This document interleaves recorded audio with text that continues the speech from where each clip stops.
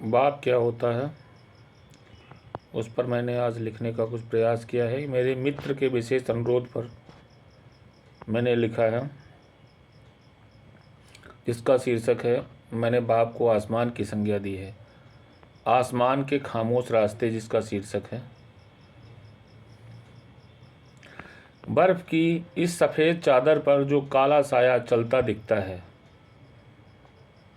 वो कोई आम आदमी नहीं, एक बाप है जो अपनी थकान को भी अपने बच्चों के पैरों तले बिछा देता है। उसके कंधे पर सिर्फ बोझ नहीं, पूरी दुनिया टंगी होती है। बीबी की हंसी, बच्चों की भूख, घर की उम्मीद और कल का भरोसा। दुनिया उसे बस एक मर्द कहती है, लेकिन सच यह है वो अपने जिस्म की जवानी औलाद की मुस्कान में गलाकर खुद को बिना आवाज़ धीरे धीरे मिटा देता है।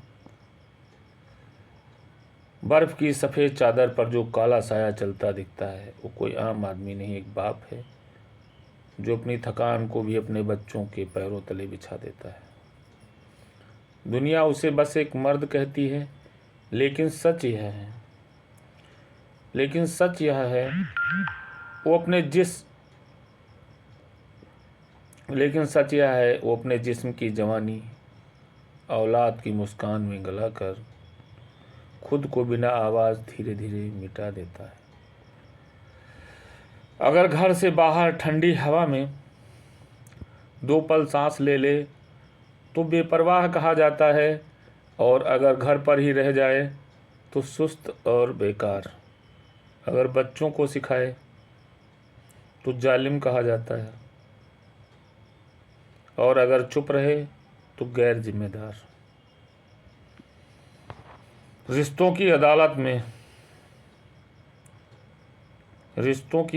में उसके लिए हमेशा किसी न किसी इल्ज़ाम की कुर्सी खाली रहती है। रिश्तों की अदालत में उसके लिए हमेशा किसी न किसी इल्ज़ाम की खाली कुर्सी रखी जाती है, पर फिर भी बाप हारता नहीं। वह रोज़ अपने सपनों को बिस्तर की तरह मोड़कर बच्चों को खुशी देता है, पर बाप हारता नहीं। वो रोज़ अपने सपनों को बिस्तर की तरह मोड़कर बच्चों के पांव तले डाल देता है, ताकि ठंड उन्हें ना लगे। बाप क्या होता है तब पता चलता है जब वो नहीं होता है। माँ के पेट में बच्चा 9 महीने पलता है, और बाप की फिक्र में पूरी जिंदगी। माँ की ममता चेहरे पर दिख जाती है, पर बाप का प्यार जवानियों को ढोते हुए किसी पहाड़ी रास्ते में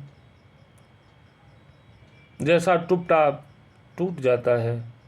बाप वो है जो बच्चे के पहले कदम पर मुस्कराता है, और उसके बड़े हो जाने पर उसी बच्चे के कदम जब दिल पर पड़ते हैं तब भी शिकायत नहीं करता है। घर तब तक महफूज है, दुनिया तब तक खूबसूरत है, रातें तब तक चैन से हैं जब तक घर का सरपरस्त अपनी कमर झुकाकर हम सब की दुनिया उठाए चलता है। बाप सच में खुदा की सबसे खूबसूरत और सबसे खामोश मखलूक, जो फ़ारसी का एक शब्द है, सृष्टि है।